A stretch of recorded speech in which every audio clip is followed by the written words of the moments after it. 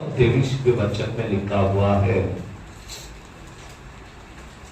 निर्गमन की किताब 12वीं अध्याय का 22 और 23वीं पद में लिखी हुई बात को, और उसका लहू जो तसले में होगा उससे जुफा का एक गुच्छा डुबाकर उसे उसी तसले में के लहू के द्वारा द्वार के चौखट के सिर और दोनों अलंगों पर कुछ लगाना और भोर तक तुम में से कोई घर से बाहर न निकले।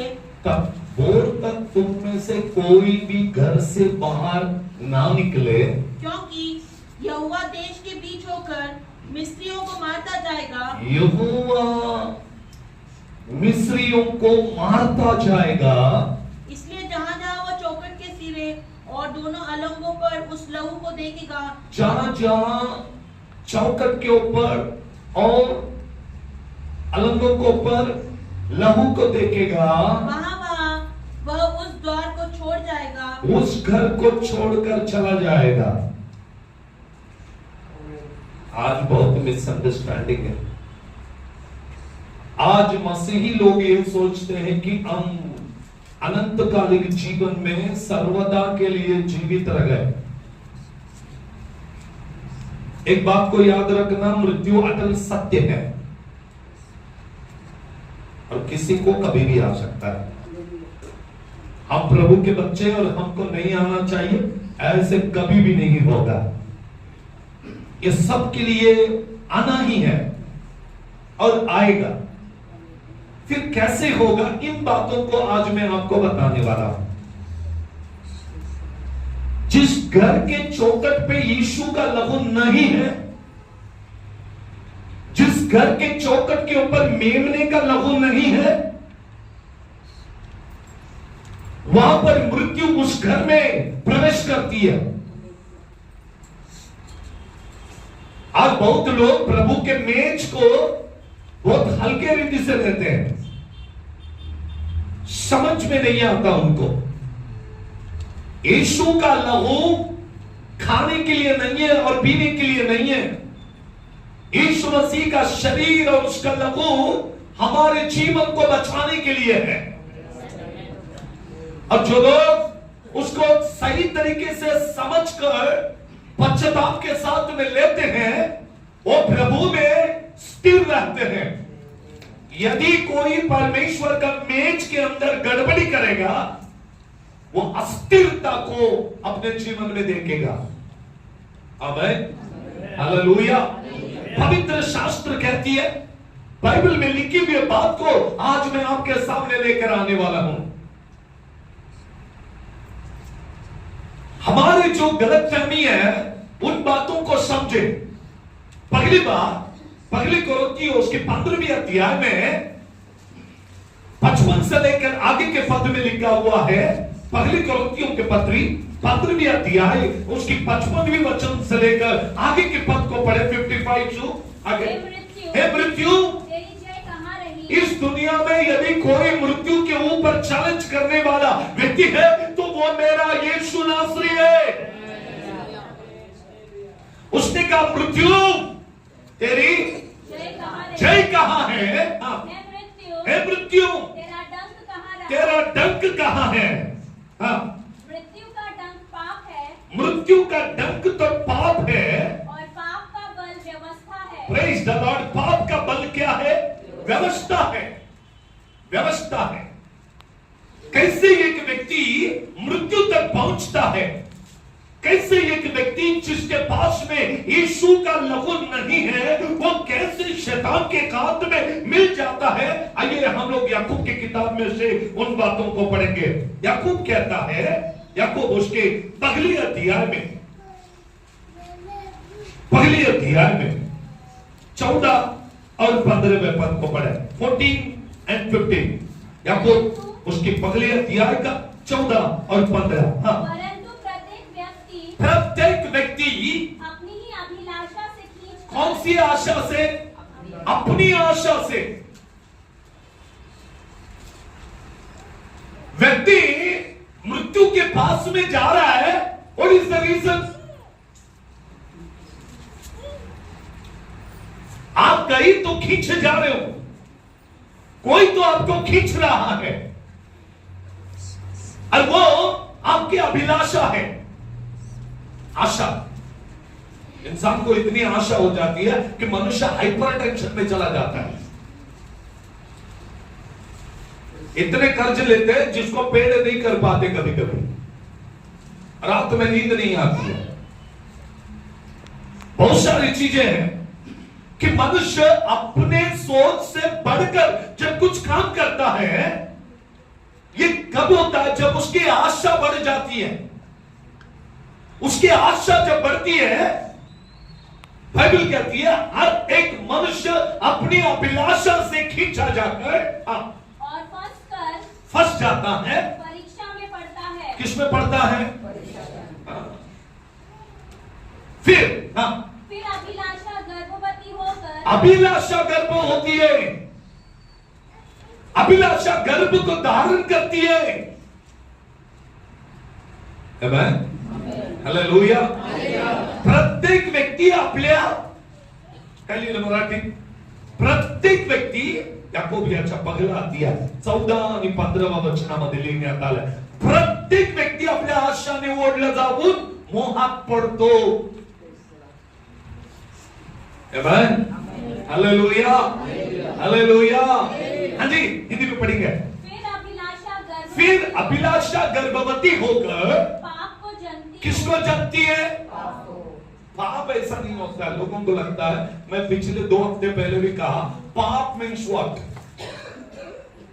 सबका सोच एक ही है। पाप मतलब चोरी करना, पाप मतलब अलग अलग गंदे काम करना। पाप का परिभाषा समझिए।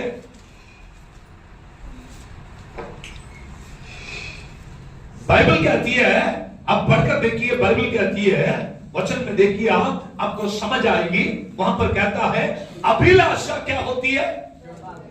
गर्भवती होती है। अभिलाषा गर्भवती होकर पाप को जनती है। किसको जनती है?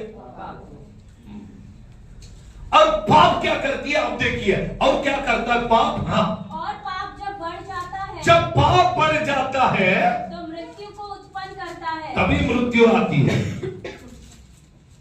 लोग बोलते बहुत सडनली मर गया, बहुत सडनली चला गया। ऐसा नहीं होता, उसके लिए बहुत सारे रीजंस हैं। वो रीजंस हमारे सामने आने के लिए थोड़ा टाइम लगेगा, लेकिन बाइबल कहती है एक व्यक्ति पहले खींचा जाता है मोह में, आशा में खींचा जाता है, किधर तो फंस जाता है। अब केवल इन बातों से नहीं होती है, और कुछ बातें बाइबल बताती है।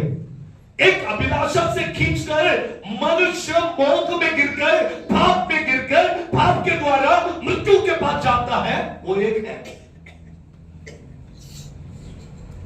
और हर एक व्यक्ति पाप ही करेगा ऐसा नहीं है। पहले मैंने कहा कि मृत्यु तो अटल सत्य है, सबको आना ही है। कुछ लोग मेरे पास आए और मुझसे पूछने लगे, पास्टर साहब, पिछले महीने में दिसंबर, आई थिंक नवंबर या दिसंबर में, पास्टर साहब चर्च ऊपर चल रहा और एक पास्टर सीढ़ी पे से ऊपर चढ़ रहे, सीढ़ी से ऊपर चढ़ते चढ़ते पास्टर को अटैक आया और पास्टर जी एक्सपायर हो गए। और वहां के चर्च वाले सब डर गए, सब कहने लगे ऐसा कैसा हो सकता। मैंने कहा ये तो मनुष्य है, मनुष्य के लिए कोई भी बात कभी भी हो सकती है, आप ये नहीं पूछ सकते। वचन में लिखा है कभी भी मिट्टी कुम्हार से ये नहीं पूछेगा कि तू मुझे तोड़कर वापस क्यों बना है। वैसे मनुष्य भी परमेश्वर से कभी भी प्रश्न ना करे, जो भी होता है भलाई के लिए होता है। आमीन, प्रेज़ द लॉर्ड। बहुत सारे लोग इस साल में 2025 में प्रभु के पास जा रहे हैं। शुरुआत हुआ तब से मैं देख रहा हूं, बहुत लोग जा रहे हैं। तो आप लोगों को मालूम होना चाहिए, इसलिए आज का ये मेरा प्रचार है क्यों मैं प्रचार लिया? आप बोलेंगे आज मरण का प्रचार क्यों कर रहा? क्योंकि पहले थिस्सलुनीय 4:13 में लिखा है, पहले थिस्सलुनीय 4 अध्याय का 13वें पद में लिखा है, भाइयों पढ़िए, हे भाइयों हम नहीं चाहते हैं कि तुम उनके विषय में जो सोते हैं अज्ञानी रहो। मतलब तुमको भी मालूम होना चाहिए कि ये लोग क्यों प्रभु में सो गए, वे क्यों मृत्यु के पास में गए और मृत्यु के स्वाद को चख लिया, ये आपको भी मालूम होना चाहिए। और मैं ये नहीं कहता हूं, ये पौलुस कहता है, चर्च को मालूम होना चाहिए, विश्वासी लोगों को मालूम होना चाहिए कि मृत्यु क्या है और मृत्यु क्यों आती है। Hallelujah, praise the Lord. एक साधारण विषय है, लेकिन हमारे लोग आज तक इन बातों को समझ नहीं पा रहे। होशे नबी के ग्रंथ, होशे नबी के ग्रंथ, होशे नबी के ग्रंथ उसकी 12वीं अध्याय का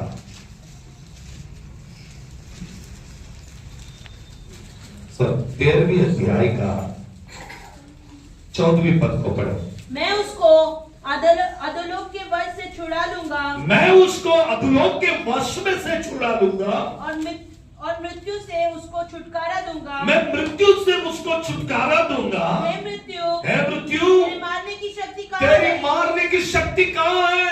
हे अधोलोक, तेरी नष्ट करने की शक्ति कहाँ है? तेरी नष्ट करने की शक्ति कहाँ है? मैं कभी नहीं पछताऊंगा। Praise the Lord. देखिए परमेश्वर कहता है, हे मृत्यु, क्यों कहा मालूम है?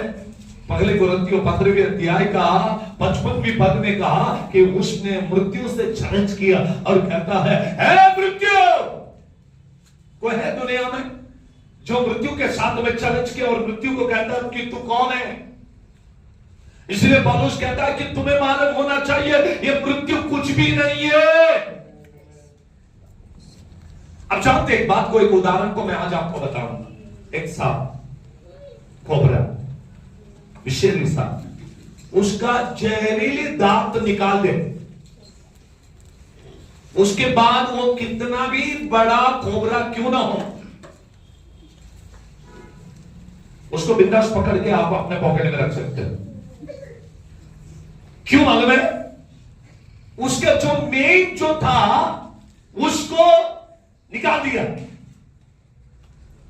चलिए बिच्छू को देखिए, उसका जो डंक होता है, ऊपर का डंक है ना, डंक, अगर डंक को तोड़ दिया गया तो फिनिश।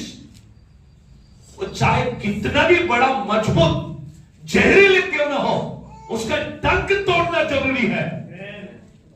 और पहले कुरिन्थियों 15वीं अध्याय में 55 से लेकर आगे के पद में लिखा है, उसने मृत्यु के डंक को तोड़ दिया। Praise the Lord. मैं आपको कह दूं, आज हम लोग मृत्यु को अपने पॉकेट में लेके घूमते हैं। ईसाई लोग मृत्यु को नहीं डरते, क्योंकि ऑलरेडी मृत्यु का जो डंक था प्रभु यीशु ने क्रूस पर तोड़ दिया। Hallelujah, hallelujah. मृत्यु मनुष्य को मारती नहीं है, मृत्यु केवल स्वर्ग में जाने के लिए एक फाटक है। ओनली वे, चला जाता मनुष्य इस दुनिया को छोड़ के प्रभु के राज्य की। द बुक ऑफ रेवलेशन, प्रकाशित वाक्य का 14वीं अध्याय का 13वीं पद को पढ़े।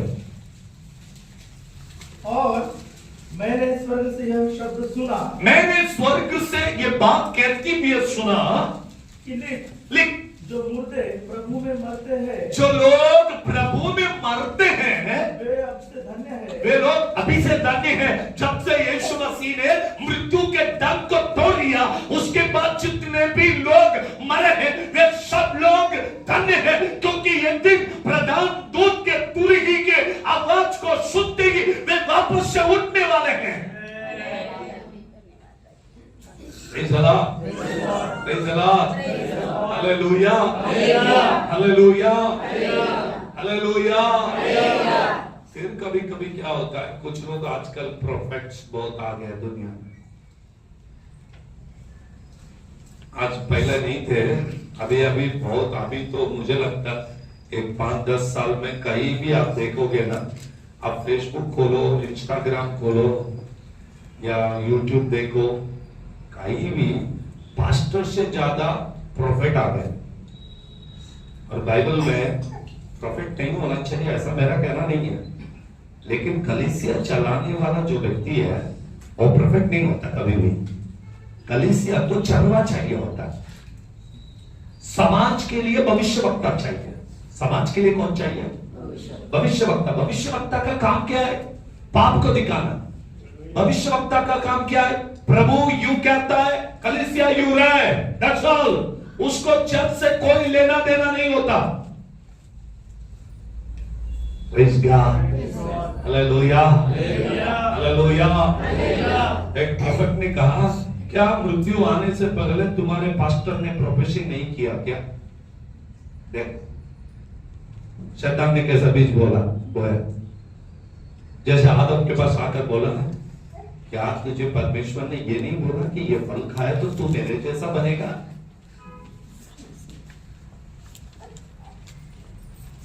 पहले ही चर्च के लोग दुखी हैं, पहले ही घर वाले दुखी होते हैं, और ऐसे लोग सांत्वन देने के लिए आए और प्रार्थना करें, शांति देके कुछ बातें बोलकर जाना चाहिए। लेकिन आकर ये थोड़ा बीज बो के जा रहे हैं, क्या आपके पास्टर ने ये नहीं बताया? हमारे चर्च में आ जाओ, हम आपको सच बताएंगे।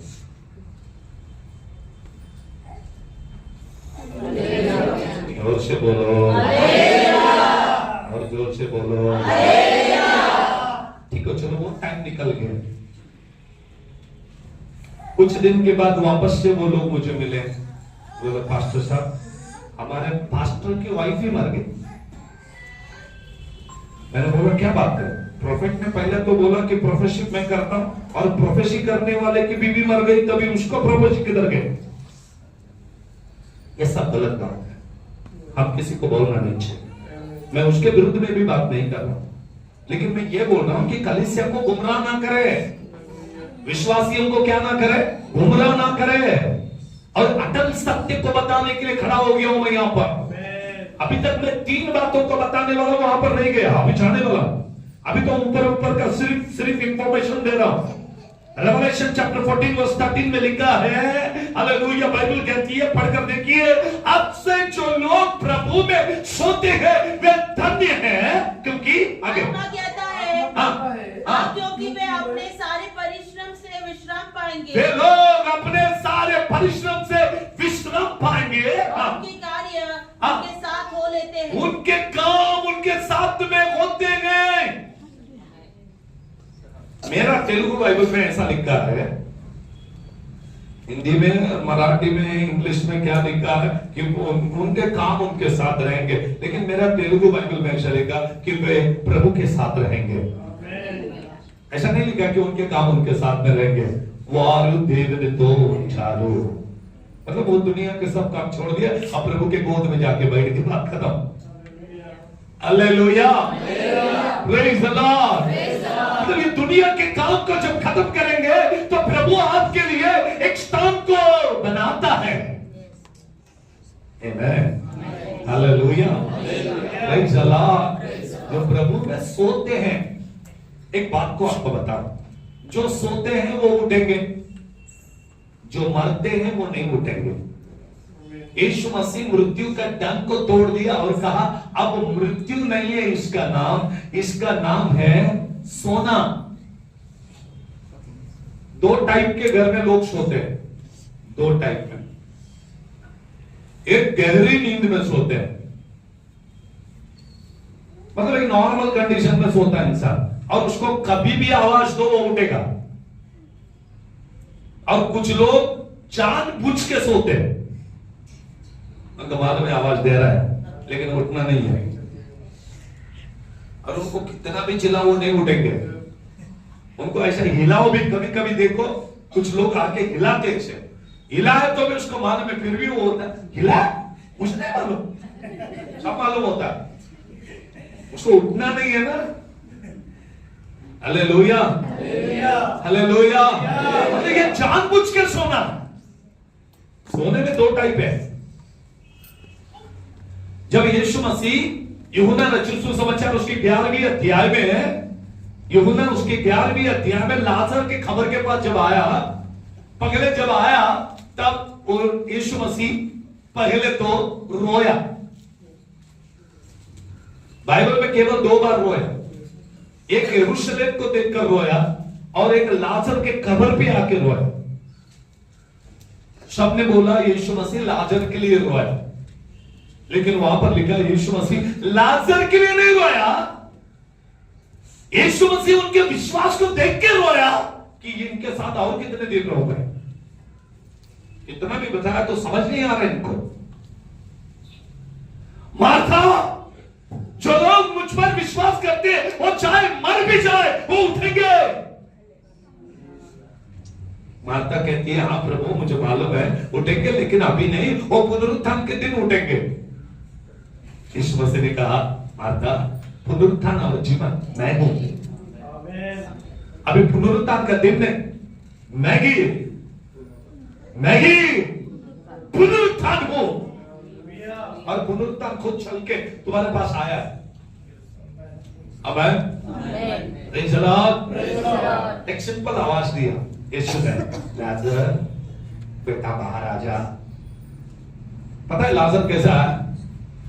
चल के नहीं आया, किसी ने उसको उठा के लेके आके खड़ा कर दिया, क्योंकि उसके पैर भी बांधे थे, उसके हाथ बांधे थे, उसके मुंह पे भी कपड़ा लिपटा गया था। ऐसे कपड़ा डाला नहीं, यहूदी लोग कपड़े को ऐसे लिपटते थे मरने के बाद, राउंड राउंड। उसके कपड़े पे, उसके मुंह पे पूरा कपड़ा, उसके पूरे हाथ पे ऐसे बांधा था, रोलिंग रोलिंग रोलिंग करके सिर से लेके पैर तक पूरा गोल गोल गोल गोल गोल गोल करके उसे रख दिया गया था। यीशु ने कहा लाजर बाहर आ, उठ के सीधा बाहर आ गया।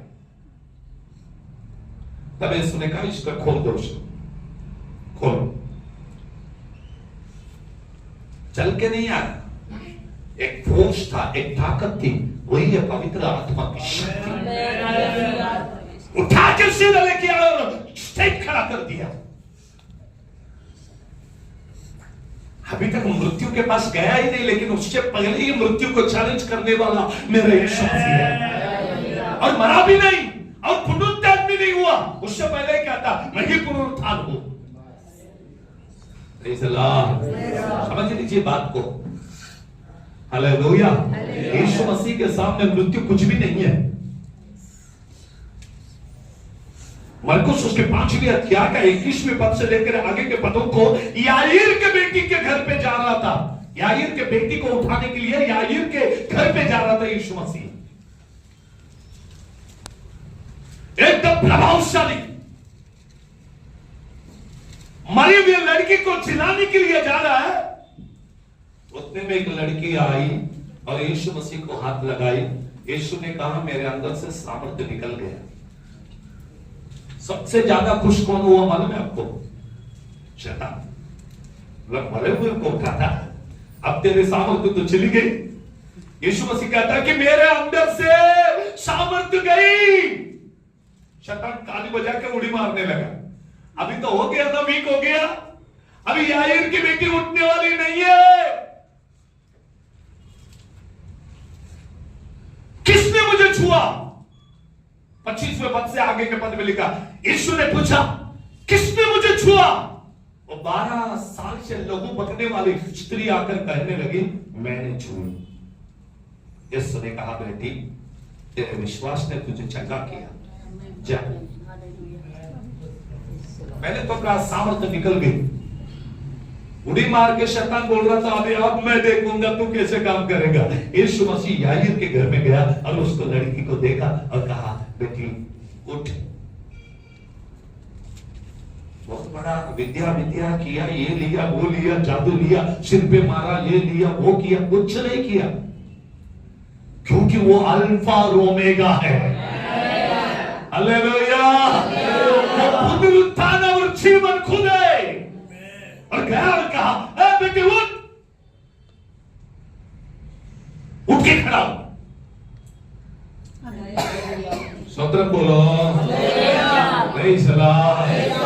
हालेलुया। मुझे बाइबल जब मैं पढ़ता हूं ना तो यीशु मसीह के कामों को देखता हूं मैं। एक दिन एक अन्य जाति का व्यक्ति मेरे पास आया और कहा आपके यीशु के बारे में हमारे ग्रंथ में ऐसा लिखा। मैंने कहा क्या लिखा? बोला छोटा सा था यीशु मसीह। एक दिन बच्चों के साथ में खेल रहा था। खेलते खेलते टाइम हो गया, यीशु मसीह अपने घर पे आ गया। उनके घर में ही था। उतने में गांव वाले आए और मरियम से कहने लगे आपका बेटा कहाँ है? मरियम कहती है यीशु तो अंदर है। तो गांव वाले कहने लगे आपका बेटा ने दीवार को ढकल दिया और वो दीवार गिरने से मेरा बेटा मर गया। आपका बेटा ने हमारे बेटे को मार दिया। यीशु मसीह सुन रहा था अंदर से। यीशु ने कहा नहीं मैं तो गया ही नहीं। इन लोग मेरे ऊपर क्या कर रहे हैं? इल्जाम लगा रहे हैं। हालेलुया। हमारे बाइबल में नहीं है, नहीं तो मैं और बहुत अच्छा बताता उसको। मैं चाहता हूं कि उसको भी पढ़ूं।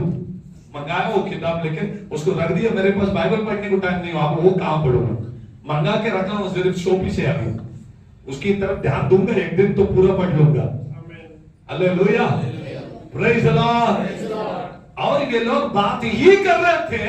यीशु मसीह वहां से निकल गया और जहां पर दीवार गिरा उधर गया और जाकर वो बच्चा जो मर के गिरा हुआ था पत्थरों में, यीशु ने उससे कहा उठ। वो उठ के खड़ा हो गया। Praise the Lord. लोग इसलिए कहते हैं यीशु मसीह चमत्कारी बाबा नहीं, वो चमत्कारी ईश्वर है। हालेलुया। जब वो छोटा था तब ही वो मिरेकल करना आरंभ कर दिया। उन्हीं के ग्रंथ में लिखा है बच्चे मिट्टी से कबूतर बना रहे थे, यीशु ने भी मिट्टी से कबूतर बनाया और वो मिट्टी का कबूतर को उड़ाया तो वो उड़ के ऊपर गया। ऐसे बहुत चमत्कार है। इसलिए यूहन्ना कहता है यदि यीशु मसीह ने की हुई सारी बातों को एक एक करके लिखे तो जमीन पे किताबें रखने के लिए जमीन बाकी ही नहीं रहेगा। मैं कभी कभी सोचता हूं सिर्फ यीशु मसीह ने 3.5 साल सेवा किया। कितने साल सेवा किया? 30 साल गपचुप था। अगर उसने पूरा 33.5 साल सेवा किया होता ना तो मुझे लगता दुनिया में कोई भी नहीं होते उसको ना जानने वाले। सिर्फ 3.5 साल में इतना काम किया कि 2000 साल से लोग बाइबल के बारे में प्रचार कर रहे, फिर भी खत्म नहीं होती है।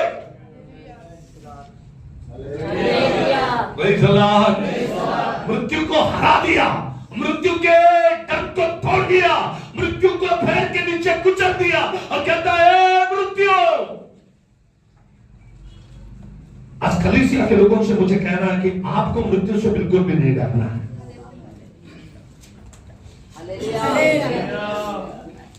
मैं 2 हफ्ते पहले शिमोन के बारे में प्रचार किया।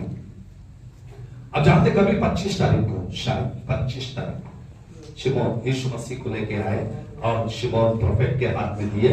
यीशु को शिमोन ने हाथ में लेकर कहा इसका नाम यीशु होगा। और आगे ऐसा लिखा है मरियम तेरे हृदय से एक छुरा आर पार होने वाला है।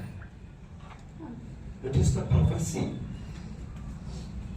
मतलब तू देखेगी तेरा हृदय टूटने वाला है क्योंकि तेरे आंखों के सामने तेरा बेटा को शूली पर मारने वाले हैं। डायरेक्टली नहीं बताया लेकिन इनडायरेक्टली बताया। किसी का भी जवान लड़का 33.5 साल का लड़का अगर सामने मर जाए तो मां के हृदय में क्या बीतेगा? जो मां है उसी को मालूम पड़ेगा। अपना जवान लड़का जब जाता है तो मां का हृदय वो टूट जाती है। शिमोन ने पहले से कहा मां नाम रखने के लिए तो आई यीशु, लेकिन बहुत जल्दी तेरे हृदय में क्या होने वाला? लूका उसके 2 अध्याय में लिखा। आपने पढ़ा है क्या? नहीं पढ़ा, नहीं मालूम। मैं उस दिन उसको एकदम क्लियरली अंदर नहीं गया, डीपली नहीं गया। क्योंकि मेरा काम उसे सिंपल गॉस्पेल देना था। अब प्रेज़ गॉड, शिमोन ने कहा कि देख तेरे साथ ऐसा होने वाला है। Praise the lord, hallelujah, hallelujah. मेरे प्रिय भाई और बहन, आज हमें मृत्यु से नहीं डरना है। किससे नहीं डरना? प्रेज़ द लॉर्ड, बोलिए किससे नहीं डरना? क्या किया प्रभु ने? उसके जो डंक है उसको तोड़ दिया। सांप चाहे कितने भी जहरीली हो, लेकिन उसके जहरीले दांत को निकाल दिया, तोड़ दिया। अब मृत्यु हमारे पॉकेट में। अब मृत्यु से नहीं डरते, और इसलिए पौलुस कहता है अब जीना मसीह मरना लाभ होगा। अब जीना मसीह मरना, मृत्यु से नहीं डरते। और एक बात को, अटल सत्य को मैं आपको बताऊंगा।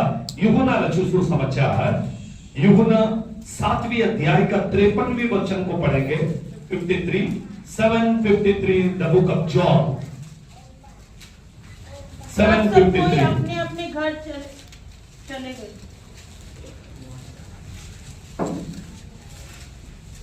मैं ये बात सेमेंट्री में बोला था 2-4 दिन पहले, जब सब लोग थे तब मैंने कहा था, यहां पर इतना लिखा, सब लोग अपने अपने घर को गए। बराबर? ये प्रेत छूटने के बाद हम लोग किधर जाएंगे? किसके घर जाएंगे? क्या पड़ोस वाले के घर जाएंगे? क्या दोस्त के घर जाएंगे? सबके पास अपना घर है ना, चाहे वो रेंटेड क्यों ना हो, लेकिन फिर भी हमारा ही है। हम उसका घर अपना नहीं है, भाड़े से रहते, लेकिन बोलते कितना हमारा घर है। मेरे पास भी घर नहीं है, फिर भी मैं बोलता हूं मेरा घर है। रेंट में रहते, रेंट पे करना। जैसा वो घर रेंटेड है, वैसे ये घर भी रेंटेड है। ये घर भी, हाँ, ये घर भी रेंटेड है। आपको नहीं मालूम, एक दिन ये घर को भी छोड़ना पड़ेगा। आमीन। बाइबल कहती है सब लोग अपने अपने घर को गए। यूहन्ना 14वीं अध्याय का पहले पद में लिखा, यीशु मसीह ने कहा तुम्हारा मन व्याकुल न हो, मैं तुम्हारे लिए जगह तैयार करने के लिए जा रहा हूं। मेरे पिता के घर में बहुत सारी जगह है रखने के लिए, मैं तुम्हारे लिए घर बनाने के लिए जा रहा हूं। आमीन, हालेलुया।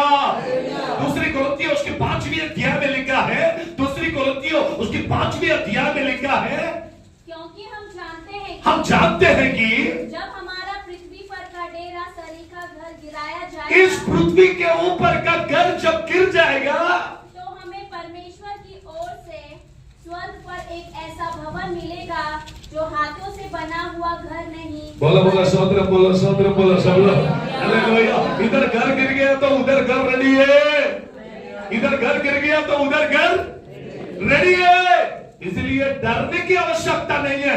इधर फिजिकली, इधर मिट्टी का घर टूट जाएगा, उधर महिमा का घर हमारे लिए रेडी करके रखा हुआ है। वही है सिय्योन नगरी, नया यरूशलेम, जिधर हमको जाना है। आमीन, प्रेज़ द लॉर्ड। इसलिए मृत्यु के बारे में बिल्कुल डरना नहीं मेरे प्रिय भाई, मेरे बहन, बिल्कुल नहीं डरना। जो प्रभु में सोते हैं ना, जो प्रभु में सोते हैं वो धन्य। क्यों? क्योंकि उनके लिए और एक अपना घर रेडी हो गया। मैं आपको बोलता हूं, जिसका घर रेडी हो गया ना, वो हम लोग ऑटोमेटिकली इधर से चला जाता है। जिसका घर नहीं रेडी होता वो बहुत दिन रहते कोई 80, कोई 90, कोई 120। मैं कहा ना, एक दादी मुझे मिलने के लिए आती थी। मैं जब भी आंध्रा गया तो उसको देखता था तो वो 130, 100 ऊपर ही था उसका उम्र। ऐसे एकदम झुक के आती थी, हाथ पूरा हड्डी हड्डी, इतना स्ट्रॉन्ग ताली बजाती थी जैसा कोई लकड़ी बजा रहा है, खड़खड़ खड़खड़। उसने कहा दादी माँ आपके बच्चे, मेरे सब बच्चे मर गए। फिर आपके पोते, मेरे जो बच्चों के बच्चे वो भी मर गए। फिर अभी ये तीसरा पीढ़ी है, तीसरा पीढ़ी, उनके बच्चे, तीसरे पीढ़ी के बच्चे सब, चौथा पीढ़ी के लोग, तीसरा और चौथे सब जिंदे। और ये बूढ़ी माँ किसी के घर में नहीं रहती, अकेली रहती है अपने घर, खुद खाना बनाती है, आंखें भी एकदम तेज, चावल चुनती है। मैं उसके घर प्रार्थना करने के लिए गया, खड़ा रह के उसके घर में प्रार्थना किया, देखा तो कुछ भी नहीं है, थोड़ा थोड़ा सामान रख, नो गैस नथिंग, लकड़ी चुन के लाती है, 2-3 लकड़ी लगाती, चावल बना देती, चावल में आचार डालती, खा लेती। तो बेटा कुछ नहीं है जीवन में, 130 साल हो गए अभी, मैं जीवित हूं, कभी मरूंगी मालूम नहीं। मैंने कहा सब तो मर गए, अभी अकेली कब मरेगी मालूम नहीं। तब कुछ लोगों ने मुझसे कहा कि ये माता जी जिंदी है, बाकी सब लोग तो चले गए। नहीं, इसका घर अभी तक तैयार नहीं हुआ। उनके घर रेडी हो गए, उन लोग चले गए, लेकिन इसका घर जब तक रेडी नहीं होगा वो इधर ही रहेगी। और यीशु मसीह ने कहा जब तक मैं ना हूं तब तक ये जीवित रहे, तो तुझे क्या प्रॉब्लम है? इसलिए हमको कोई प्रॉब्लम नहीं है, कभी भी कोई भी जाए, कोई जल्दी जाओ, कोई लेट जाओ, हमको कोई प्रॉब्लम नहीं। जिसका घर पहला रेडी वो पहला जाएगा। अब जिसका घर जल्दी तैयार नहीं होगा वो इधर ही वेटिंग में बैठेंगे। इधर ही मेरा और बच्चे का शादी करने का है, बच्चे का शादी होके पोते होते, पोती होती, बोलते अभी मुझे पोते का शादी देखने। अब पोते का शादी हो गया, फिर बोले तो पोते का बच्चे को भी देखना। उनकी आशा कभी मरती नहीं है, जिनकी आशा कभी। कौन ऐसा मनुष्य है जो स्वर्ग जाने के लिए अपने आप को तैयार करता है? कोई है?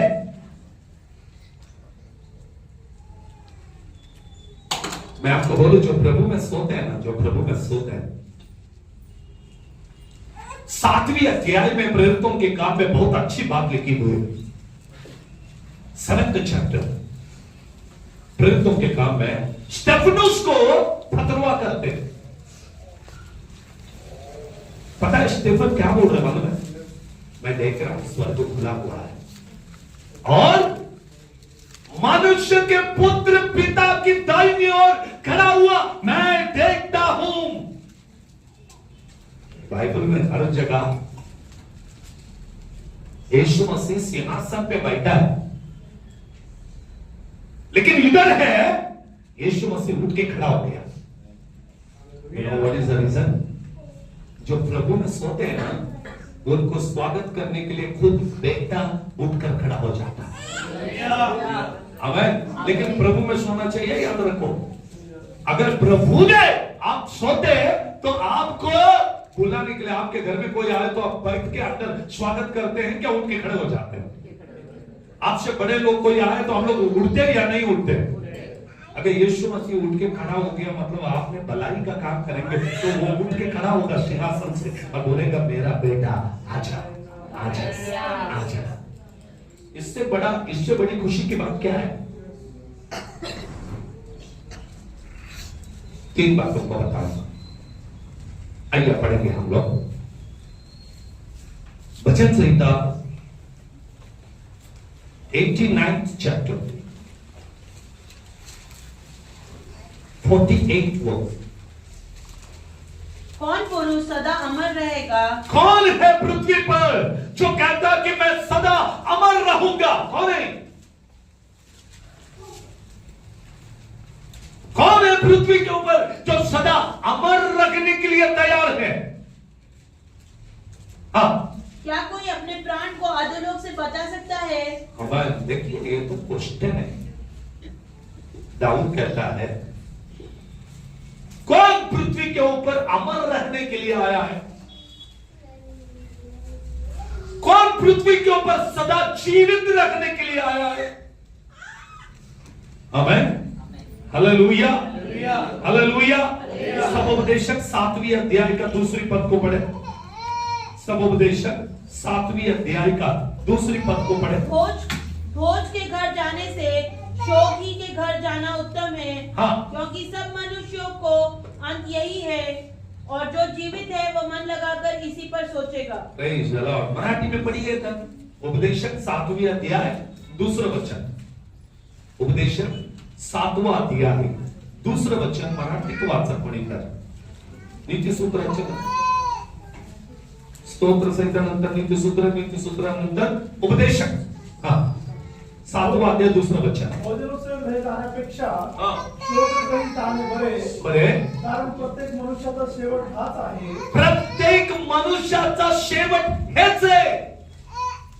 आमेन. हा जिवंताच्या मनात ही गोष्ट बिंबवून राहील.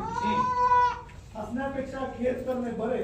हा हालेलुया, हालेलुया, हालेलुया, हालेलुया.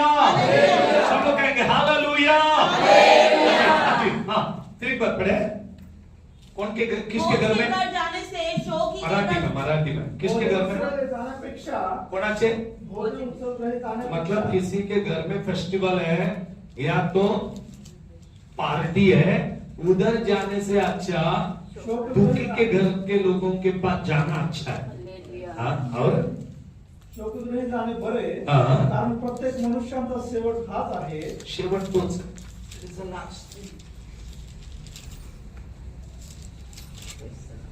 हर एक के लिए आखिरी सत्य वही है. आमेन. Hallelujah, hallelujah.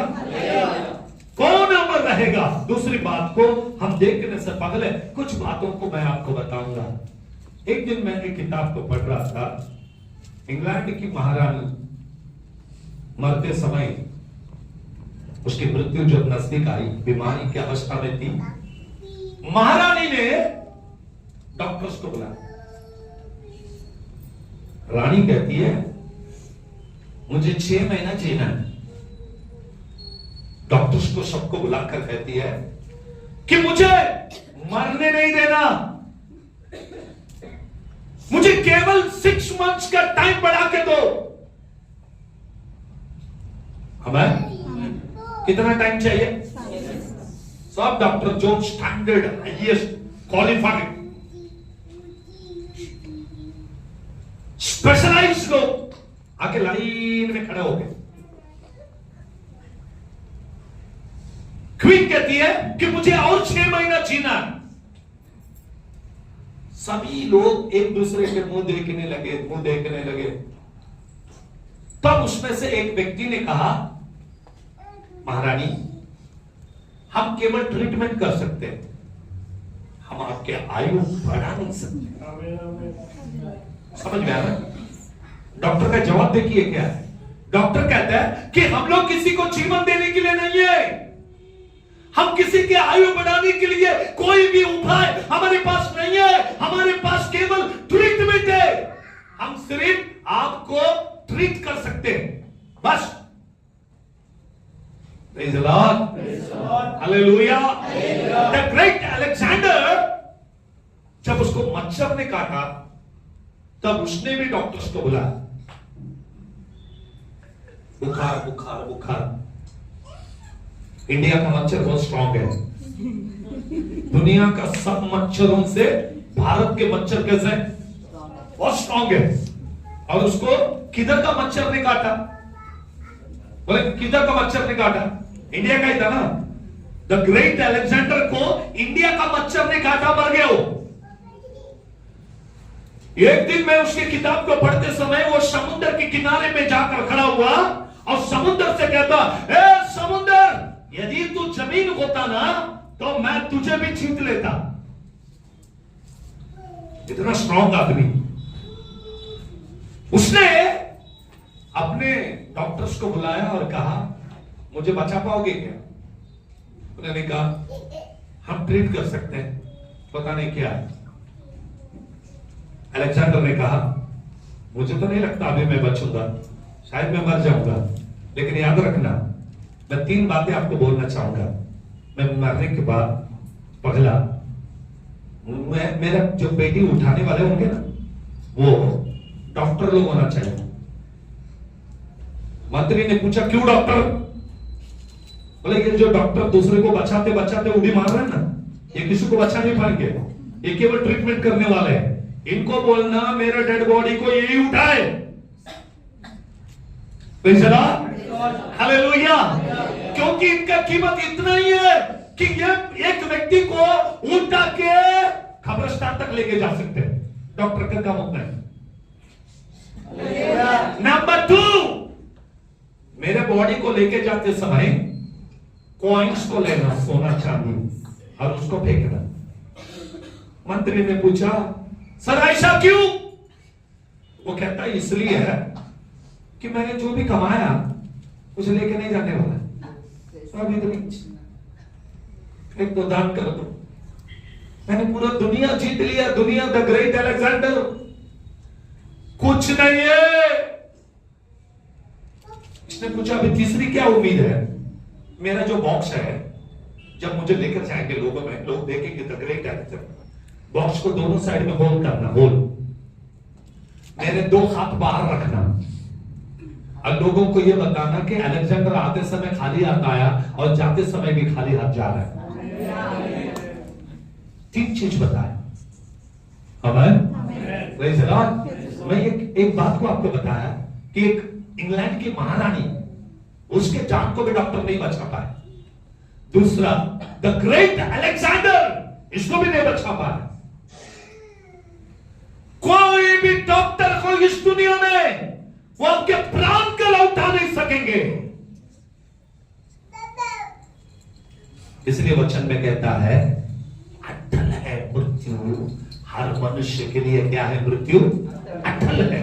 और एक बात को देखेंगे हम परमेश्वर के वचन में से, भजन संहिता 116 का 15, भजन संहिता 116 का 15वीं पद को हम पढ़ेंगे। 15वीं पद को पढ़ेंगे। की मृत्यु हाँ, उसकी दृष्टि में अनमोल है। सी, पहले मृत्यु अटल है। दूसरा, यहोवा के भक्तों के मरण परमेश्वर की दृष्टि में क्या है? अनमोल। बोलिए क्या है? अनमोल। आज लोग रोते हैं मरने के बाद, देखो गया गया, लेकिन प्रभु के दृष्टि में वो व्यक्ति अनमोल है। अनमोल मतलब हीरा है, मोती है, इतना अनमोल है। परमेश्वर के भक्तों का मृत्यु जब होती है, प्रभु के बच्चे जो प्रभु में मरते हैं, आमेन, प्रेज़ द लॉर्ड। मराठी तो अच्छा 116 स्तोत्र 116 15। परमेश्वराच्या दृष्टीने हाँ, त्याच्या भक्तांचा मृत्यू अमोल आहे। अनमोल आहे। Praise the lord. अमोल आहे। Amen, praise the lord, hallelujah. कितना वैल्यूएबल है ये। प्रभु के बच्चे जब मरते तो प्रभु के दृष्टि में अनमोल चीज है। एक मूल्यवान व्यक्ति प्रभु के पास जाता है, अच्छी बात। आमेन, हालेलुया, हालेलुया। याकूब उसके पहले अध्याय का 27वें पद को पढ़े, 27वें पद को पढ़े। अनमोल मतलब क्या है? उन चीजों को हम देखेंगे। भक्त मतलब क्या है? क्या भक्ति का काम मतलब कैसे होते हैं, उसको हम देखेंगे। भक्ति मतलब क्या, उन चीजों को हम देखकर प्रभु की स्तुति करेंगे। आमेन। हाँ, हमारे परमेश्वर और पिता के निकट शुद्ध और निर्मल भक्ति यही है। भक्त लोग जब मरते हैं तो अनमोल है, लेकिन भक्त कौन है? परमेश्वर की दृष्टि में भक्ति क्या है? एक फर्स्ट भक्ति यह है, अनाथ और विधवा इनकी सुनी लेना। नंबर 2, अपने आप को संसार से निष्कलंक रखना। अपने आप को दुनिया से बचा के रखना। किससे बचा के रखना अपने आप को? इस संसार से अपने आप को बचाओ। और ऐसे लोग जो संसार से अपने आप को बचाते वे जब मरते हैं तो परमेश्वर का दृष्टि में वो अनमोल है। सब लोग अपने अपने घर में बैठे, हम लोग आके चर्च में बैठे। हम भी चाहे तो किधर इधर उधर घूम सकते हैं, लेकिन आज प्रभु के सामने क्यों आए मालूम है? हम इस दुनिया से बचना चाहते हैं। और जो बचते वो भक्तिमान लोग हैं, जो भक्ति करने के लिए आए हैं। Praise the lord, hallelujah. मेरा समय खत्म होते जा रहा है, इसलिए मैं शॉर्ट में तीसरी बात की तरफ जाऊंगा। भजन संहिता 116, भजन संहिता 116वीं अध्याय का 8वीं पद को पढ़े। 8वीं पद तूने को तो पढ़े। मेरे प्राण को मृत्यु से तूने तो मेरे प्राण को मृत्यु से, मेरी आंख को आंसू बहाने से, मेरे आंख को आंसू बहाने से और मेरे पाँव को ठोकर खाने से बचाया है। Praise the Lord, Hallelujah, Praise the Lord। तूने तो मेरे प्राण को किससे बचाया है? मृत्यु से। देखिए पहले तो वचन में लिखा है कौन है जो मृत्यु से बच सकता है, लेकिन यहां पर लिखा है कौन है?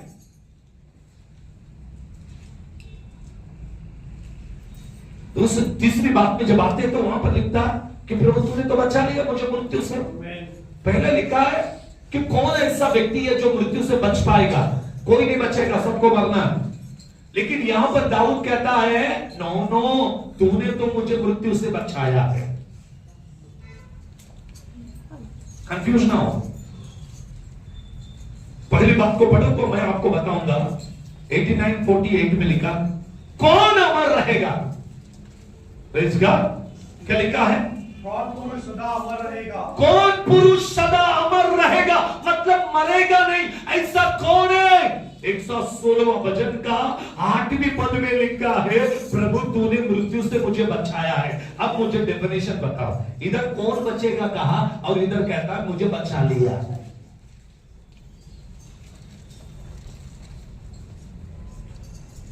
अगर आप मेरे पास टाइम है तो मैं कभी बता दूंगा, आप भी मेरे पास टाइम नहीं है। पहले यूहन्ना में लिखा है 2 पाप है, 2 मृत्यु है।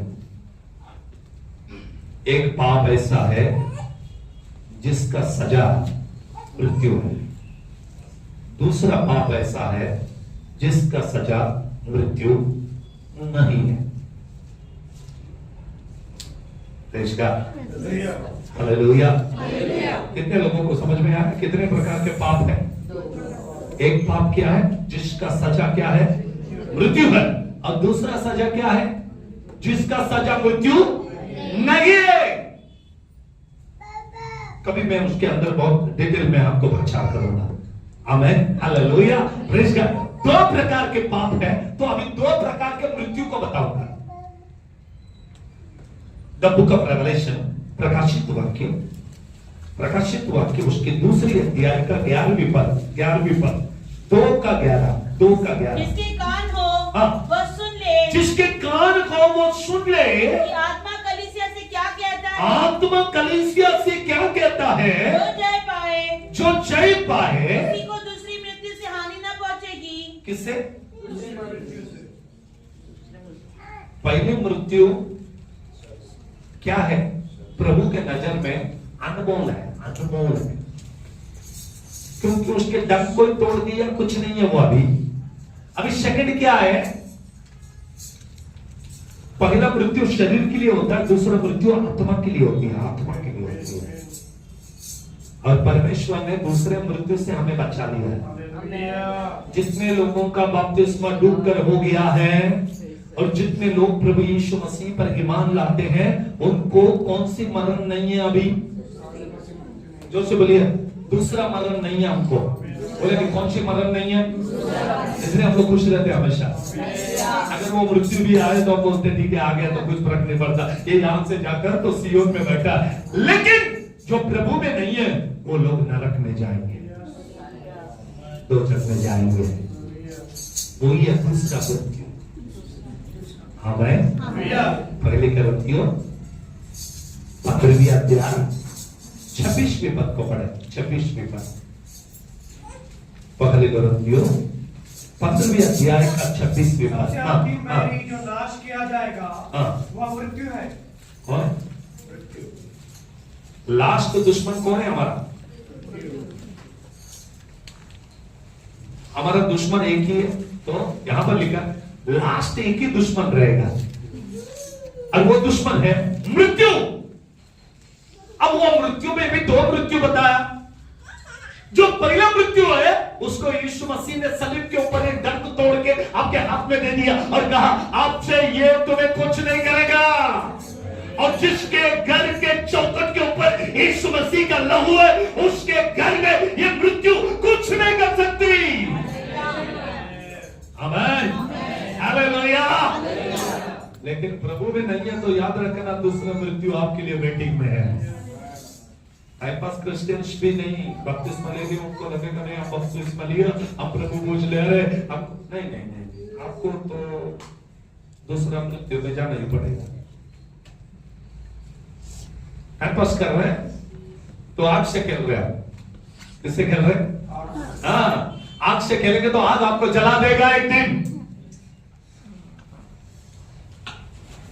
ये दूसरा जो मृत्यु है वो बहुत खतरनाक है।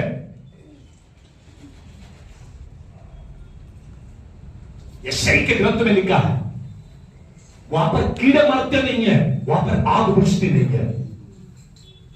अनंत काल का जीवन जैसा है, अनंत काल का मरण भी वैसा ही है। अनंत काल के जीवन में हम लोग सदा प्रभु के साथ जीवित रहेंगे। अनंत काल के मृत्यु में हमेशा सड़ते रहेंगे, जलते रहेंगे, दांत काटते रहेंगे और रोते रहेंगे। वो है दूसरा मृत्यु। आमीन बोलेंगे?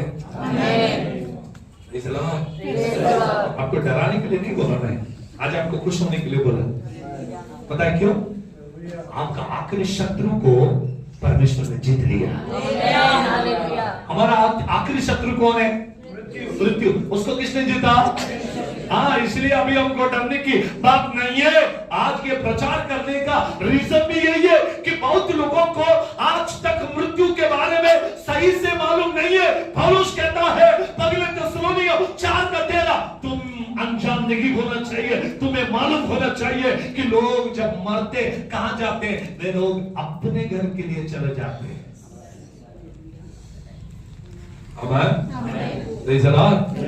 अब हम जो प्रभु में हैं, हम सदा जीवित रहेंगे, हम प्रभु के साथ में रहेंगे।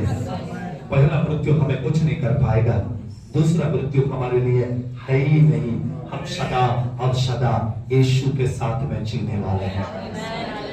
इसलिए पौलुस का कहना है, आप जीना मसीह, आ भी गए तो क्या फायदा, आया तो भी कोई नुकसान नहीं है, क्योंकि आखिरी शत्रु को यीशु ने जीत लिया। यदि वो आया भी तो मैं प्रभु के पास जाऊंगा।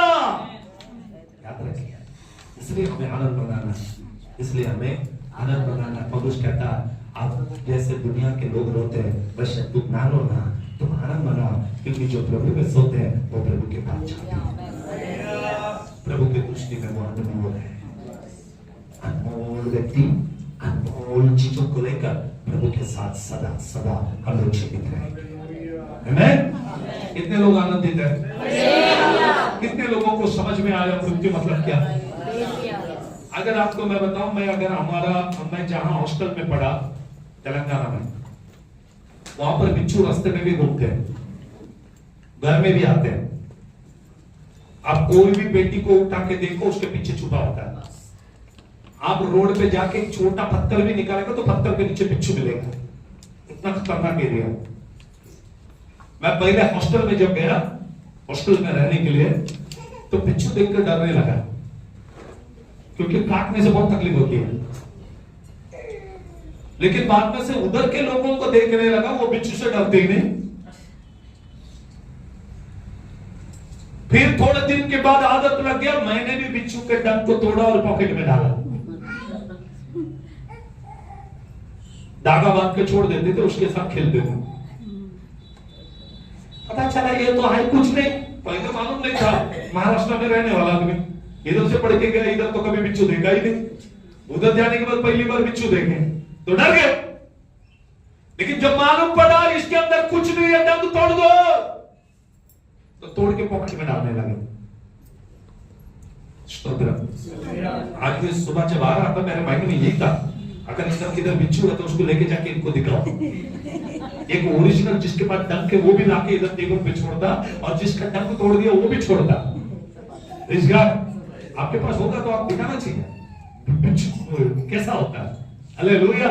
उसके डंक तोड़ने के बाद क्या है वो? नथिंग। वैसे ही मृत्यु भी कुछ नहीं है, जीरो। बोले मृत्यु कुछ नहीं है, मृत्यु डरो मत। जोर से बोलो, मृत्यु कुछ नहीं है, मृत्यु जीरो है, यीशु हीरो है। तो किससे डरना है? जीरो से डरना है कि हीरो से डरना है? जीरो से मत डरो, हीरो से डरो, वो आपको स्वर्ग लेकर जाएगा। आमीन।